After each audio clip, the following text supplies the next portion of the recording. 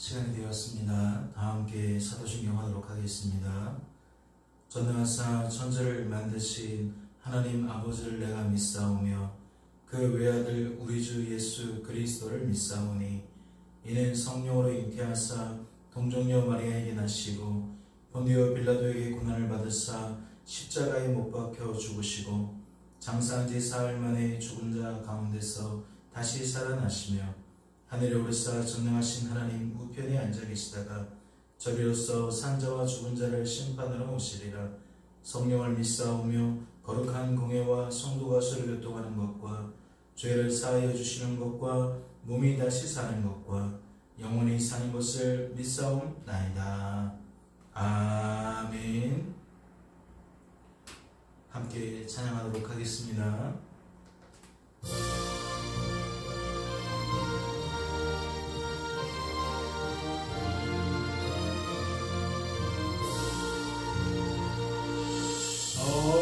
어저께나 오늘이나 어느 때든지 영원토록 변함없는 거룩한 말씀 믿고 순종하는 이의 생명 되시며 한량없이 아름다운 기쁜 말일세. 어저께나 오늘이나 영원무궁히 한결같은 주 예수께 찬양합니다. 세상 지나고 변할지라도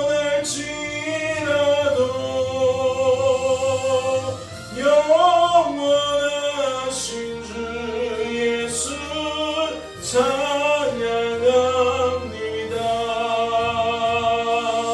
풍랑이는 바다 위로 걸어오시고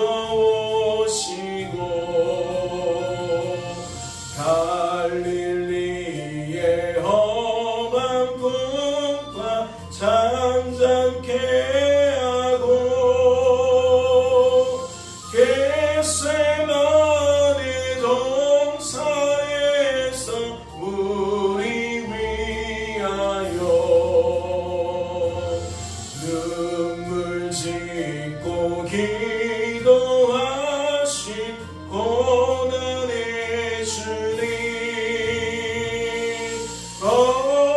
어저께나 오늘이나 영원무궁히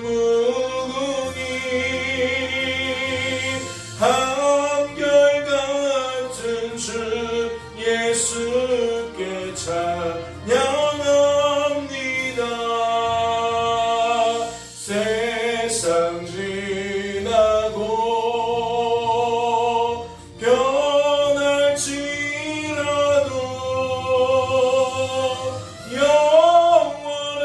영원하신 주 예수 찬양합니다. 허물 많은 베드로를 용서하시고 의심 많은 도마에게 확신 주시고 사랑하는 그의 제자 가슴에 안고 부드러운 사랑으로 품어주셨네.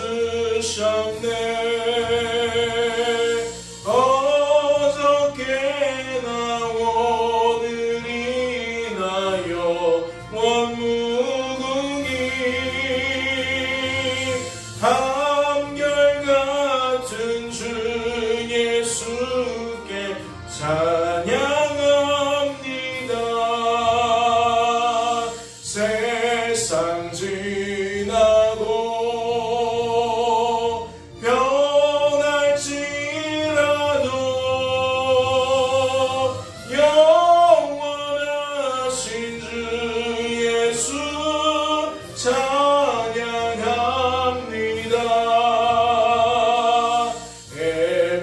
엠마오로 행하시던 주님 오늘도 한결같이 우리 곁에 함께 계시고 우리들을 영접하러 다시 오실 때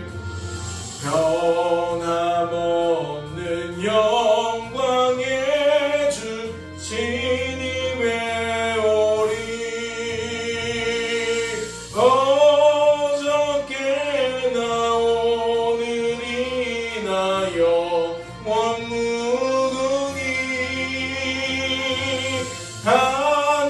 한결같은 주 예수께 찬양합니다. 세상 지나고 변할지라도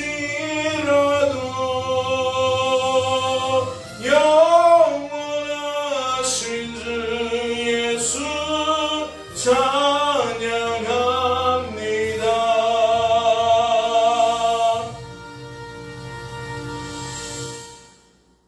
하나님 아버지 감사합니다. 오늘도 우리를 사랑하셔서 깊은 잠에서 깨어날 수 있도록 은혜를 베풀어 주시고 하나님께 나아와 말씀에 귀를 기울이며 우리를 향하신 아버지의 뜻이 무엇인지 아버지의 마음이 무엇인지 귀를 기울이게 하시니 감사합니다. 사람의 지혜와 명철은 하나님의 깊은 뜻을 헤아릴 수가 없습니다. 그러니 주님 오늘도 이 아침에 성령으로 충만케 하셔서 하나님의 신령한 것들이 온전히 깨달아질 수 있도록 필요한 만큼 깨달아질 수 있도록 은혜 베풀어 주시려서 이 한 날 살 때에 무늬만 성도다운 삶을 사는 것이 아니라 진심으로 성도다운 삶을 살아갈 수 있도록 주님 축복하여 주옵소서. 오늘도 주께서 우리와 동행해 주실 줄로 믿고 감사드리며 이 모든 말씀 우리를 죄에서 구원하신 예수님의 이름으로 기도하옵나이다. 아멘. 오늘 살펴보실 하나님의 말씀은 신약성경 야고보서 2장 말씀입니다. 야고보서 2장 말씀 함께 통독하도록 하겠습니다. 통독합니다. 내 형제들아 영광의 주 곧 우리 주 예수 그리스도에 대한 믿음을 너희가 가졌으니 사람을 차별하여 대하지 말라.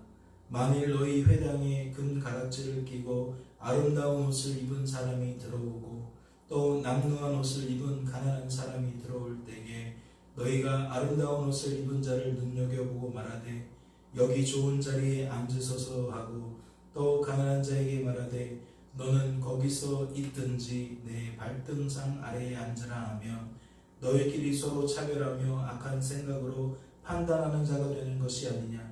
내 사랑하는 형제들아 들을지어다. 하나님이 세상에서 가난한 자를 택하사 믿음에 부유하게 하시고 또 자기를 사랑하는 자들에게 약속하신 나라를 상속으로 받게 하지 아니하셨느냐. 너희는 도리어 가난한 자를 업신여겼도다. 부자는 너희를 억압하며 법정으로 끌고 가지 아니하느냐. 그들은 너희에게 대하여 일컫는 바 그 아름다운 이름을 비방하지 아니하느냐.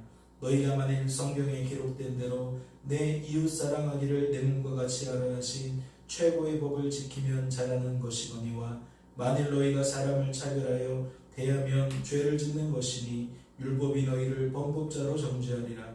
누구든지 온 율법을 지키다가 그 하나를 범하면 모두 범한 자가 되나니 간음하지 말라 하시니가 또한 살인하지 말라 하셨은즉 내가 비록 간음하지 아니하여도 살인하면 율법을 범한 자가 되느니라. 너희는 자기의 율법대로 심판받을 자처럼 말도 하고 행하기도 하라. 긍휼을 행하지 아니하는 자에게는 긍휼 없는 심판이 있으리라. 긍휼은 심판을 어기고 사랑하느니라. 내 형제들아, 만일 사람이 믿음이 있노라 하고 행함이 없으면 무슨 유익이 있으리요? 그 믿음이 능히 자기를 구원하겠느냐? 만일 형제나 자매가 헐벗고 일용할 양식이 없는데 너희 중에 누구든지 그에게 이르되 평안히 가라, 덥게 하라, 배부르게 하라 하며 그 몸에 쓸 것을 주지 아니하면 무슨 유익이 있으리요? 이와 같이 행함이 없는 믿음은 그 자체가 죽은 것이라. 어떤 사람은 말하기를 너는 믿음이 있고 나는 행함이 있으니 행함이 없는 내 믿음을 내게 보이라. 나는 행함으로 내 믿음을 내게 보이리라 하리라. 내가 하나님은 한 분이신 줄을 믿느냐? 잘하는도다. 귀신들도 믿고 떠느니라. 아, 허탄한 사람아, 행함이 없는 믿음이 헛것인 줄을 알고자 하느냐? 우리 조상 아브라함이 그 아들 이삭을 제단에 바칠 때에 행함으로 어렵다 하심을 받은 것이 아니냐? 내가 보거니와 믿음이 그의 행함과 함께 일하고 행함으로 믿음이 온전하게 되었느니라.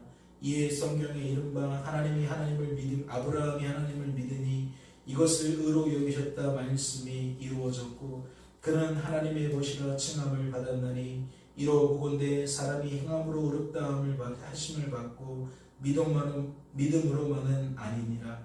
또 이와 같이 기생 라합이 사자들을 접대하여 다른 길로 나가게 할 때에 행함으로 어렵다 하심을 받은 것이 아니냐. 영혼 없는 몸이 죽은 것 같이 행함이 없는 믿음은 죽은 것이니라. 아멘. 할렐루야. 말씀을 통하여 무엇을 깨닫게 되십니까? 말씀을 통하여 하나님의 뜻과 마음이 헤아려지십니까? 우리를 향하신, 바로 나를 향하신 아버지의 그 기쁘신 뜻과 그 크신 사랑이 깨달아지시냐는 겁니다. 오늘 말씀은 크게는 두 가지를 강조하고 있는 것 같습니다. 첫째는 사람을 어찌 대할 것인가, 이웃을 어찌 대할 것인가, 우리 안에 있는 양면성을 우리는 어떻게 통제할 것인가, 그러한 면들을 생각해 볼 수 있겠지요. 1절을 보십시오. 내 형제들아, 영광의 주 곧 우리 주 예수 그리스도에 대한 믿음을 너희가 가졌으니 사람을 차별하여 대하지 말라. 하나님에 대한 믿음이 너희 안에 있는 것을 인정해 주고 있습니다. 그런데 인정하면서 동시에 무엇을 요구합니까? 사람을 차별하여 대하지 말라고 이야기를 하고 있습니다. 그리고 그런 내용들을 2절부터 쭉 설명하고 있지요.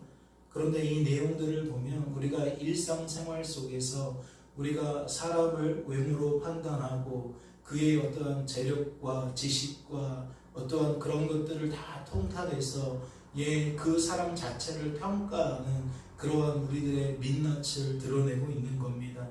그런데 말씀은 지금 누구를 향하여 이야기를 하고 있는 겁니까? 유대인이면서 또한 기독교인인 사람들을 향해서 이야기를 하고 있는 겁니다. 율법이라는 전통 속에서 우리 구주 예수 그리스도를 나의 전왕의 하나님으로 받아들인 사람들에게 이야기를 하고 있다는 거죠.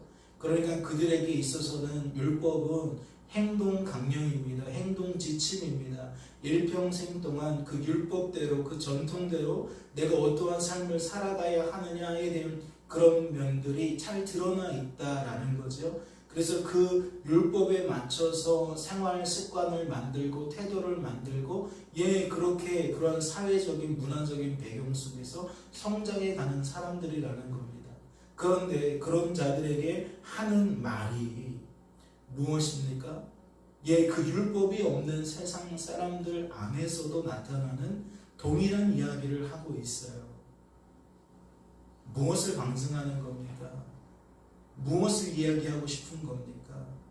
우리가 하나님을 믿는다고 하면서 예수 그리스도를 나의 구주로 섬긴다고 하면서 막상 현실적인 문제에 들어가 보면 세상 사람들과 같은 수준으로 우리가 살아갈 수밖에 없다라는 것을 다시 한번 드러내주는 겁니다.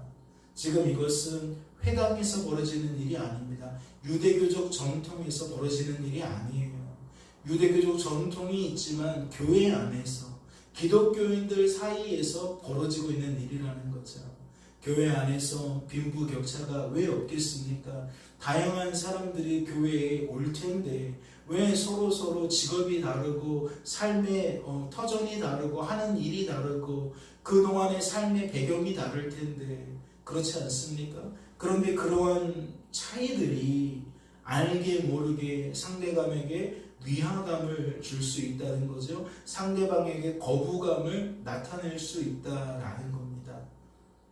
오늘날도 예배를 할 수는 없을 것 같아요. 작은 교회든 큰 교회든 적게 모이는 교회든 많이 모이는 교회든 사람은 분명 나누어지거든요. 그런데 그 나누어지는 사람들의 모습을 대하는 우리들의 모습을 보면 무엇을 알 수 있느냐? 세상 사람들의 가치로 우리가 사람을 본다라는 것을 확연히 알 수가 있다는 거죠. 더 많이 배운 사람을 더 대접하고 더 가진 사람을 더 대접하고 그러니까 무언가 남들보다 다른 면들 더 풍성한 것을 더 가치 있게 여기면서 존대하고 그렇지 않은 사람을 우리도 모르는 사이에 내 발밑에 두려고 한다라는 겁니다. 이러한 문화들은 이러한 역사들은 죄의 역사고 죄의 문화인 줄로 압니다. 그러나 버젓이 교회 안에서 이러한 일들은 나타난다라는 거죠.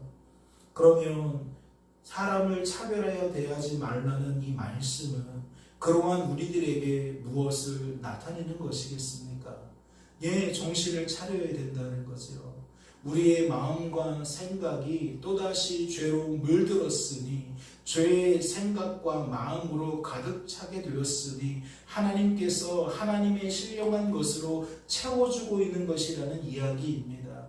왜 죄의 논리를 따르냐는 거죠. 왜 죄가 가득 담겨있는 그 상식과 가치관 안에서만 살려고 하냐는 거예요. 좀 그런 것들과 구별된 삶을 살아가라는 이야기죠. 적어도 교회 안에서 그것이 실현되어야 되지 않겠냐라고 이야기를 하고 있는 겁니다. 오늘날 우리들이 어떠한 모습으로 신앙생활하고 있는지 어떠한 모습으로 교회 생활하고 있는지 다시 한번 주 안에서 내 자신을 점검하며 우리의 마음과 우리의 생각이 복음으로 온전한 믿음으로 채워지실 수 있기를 주님의 이름으로 소망합니다. 또 말씀을 보면 그와 연장선에서 어떠한 일들을 이야기합니까? 믿음이라는 주제와 행함이라는 주제를 붙여서 소개를 합니다. 그러면 앞에 있는 이야기와 맞추어서 짝을 이루는 말씀으로 볼 때에 여기서 말하는 믿음은 무엇입니까? 우리가 주 예수 그리스도를 나의 주 나의 하나님으로 믿는 그 믿음을 이야기하는 거겠죠. 그런데 행함은 또 무엇입니까? 우리가 그런 하나님을 믿는다고 말하면서 왜 행함은 뒷받침되지 않느냐라는 것을 지적하고 있는 겁니다. 앞선 이야기에서는 왜 사람들을 그럼에도 불구하고 차별하느냐라고 이야기를 하는 것이다 라는 이야기이죠. 물론 믿음과 행함은 사람을 외모로 판단하고 차별하는 그거 하나만 이야기할 수는 없을 겁니다. 앞선 말씀에서도 간음에 대한 이야기도 나오고 살인에 대한 이야기도 나오고 국률에 대한 이야기도 나옵니다. 그러니까 다양한 형태로 우리가 믿는 자처럼 살아가야 된다라는 것을 이 행함이라는 말이 다 간직하고 있는 거죠. 대표적으로 16절을 보면 너희 중에 누구든지 그에게 이르되 평안히 가라 덥게 하라 배부르게 하라 하면 그 몸에 쓸 것을 주지 아니하면 무슨 유익이 있으리요? 라고 이야기를 합니다.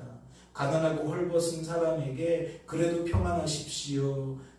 빨리 따뜻하게 하십시오. 배부르게 하십시오. 이렇게 말하는 건 아무 쓸모가 없다는 거죠. 가난하고 헐벗은 자에게 차라리 다가가서 옷을 하나 주고 떡을 하나 나누어 주면서 그것이 오히려 더 믿음이다 라고 이야기를 강조하고 있는 겁니다. 그래서 전체적인 내용들을 보면 다 행함이 없는 믿음은 가짜다, 헛것이다, 그러한 이야기들을 마지막 절까지 계속해서 이야기를 하고 있습니다. 그런데 저는 무엇을 주목하냐면 오늘 말씀이 23절에 보면 그 예로 아브라함을 택하고 있습니다. 아브라함이라는 사람을 어떻게 소개하고 있느냐? 그가 하나님을 믿으니 이것을 의로 여기셨다라고 말씀을 인용합니다. 이게 창세기 15장의 얘기죠. 이로 이끌어와서 하는 말이 이로 복음된 사람이 행함으로 의롭다 하심을 받고 믿음으로만은 아니다라고 이야기를 하고 있어요. 그렇다면 무슨 이야기일까요? 아브라함의 믿음은 행동으로 그가 가진 믿음이 진짜라는 것을 나타냈다는 그러한 이야기일까요? 이것은 어제도 말씀을 드렸지만 조금 더 깊이 살펴볼 필요가 있습니다. 그러니까 말씀이 이야기하고 있는 바를 알기 위해서는 창세기 15장에서 아브라함의 사건을 좀 더 들여다볼 필요가 있다는 거죠. 그래서 그 내용들을 전체적으로 이해한 다음에 이 말씀을 보면 이것은 단지 우리가 행동하는 실제적인 믿음을 갖고 살아가야 된다라는 이야기가 아니라 하나님께서 우리가 그럴 수 없는 생각과 마음으로 가득 차 있을 때에 친히 찾아오셔서 하나님이 품게 하시는 마음과 생각이 우리 안에 들어오고 그 들어온 생각과 마음을 따라 우리가 이러한 삶의 열매를 맺으며 살게 된다라는 이야기라는 것을 알 수 있어요. 그러니까 이 장 말씀도 행함 자체를 강조하는 게 아니고 믿음 자체를 강조하는 게 아니고 믿음의 주체요 믿음의 수요자인 하나님께서 결국 우리의 생각과 마음 속에 끊임없이 하나님의 것을 넣어주니까 우리가 어떠한 삶을 살아요? 믿음에 합당한 삶, 하나님이 기뻐하시는 삶 살게 되더라는 거예요. 그러니까 단지 우리 자신을 북돋기 위한 이야기가 아니라 하나님도 쳐다보라는 얘기죠. 하나님도 의지하라는 얘기죠. 교회에 우리의 민낯을 오늘 말씀이 드러내는 이유도 우리가 행함이 부족한 우리의 삶들을 드러내는 이유도 다른 게 아니라는 거죠.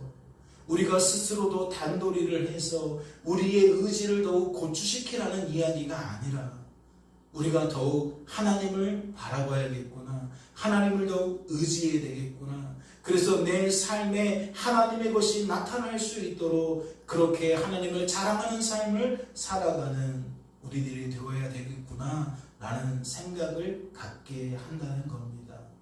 오늘 여러분들에게 어떠한 일들이 있을지 모르겠어요. 가정에서든 일터에서든 사업장에서든 어떠한 일들을 오늘 해내셔야 될지 모르겠습니다.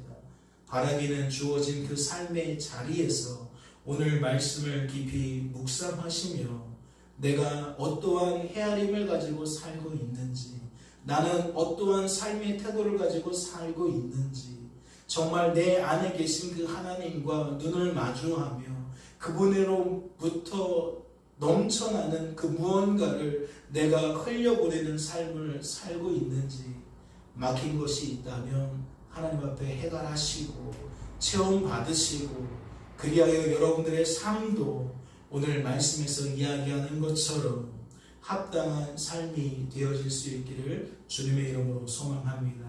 잠시 기도합니다. 하나님 아버지, 말씀은 한결같이 우리를 참소합니다.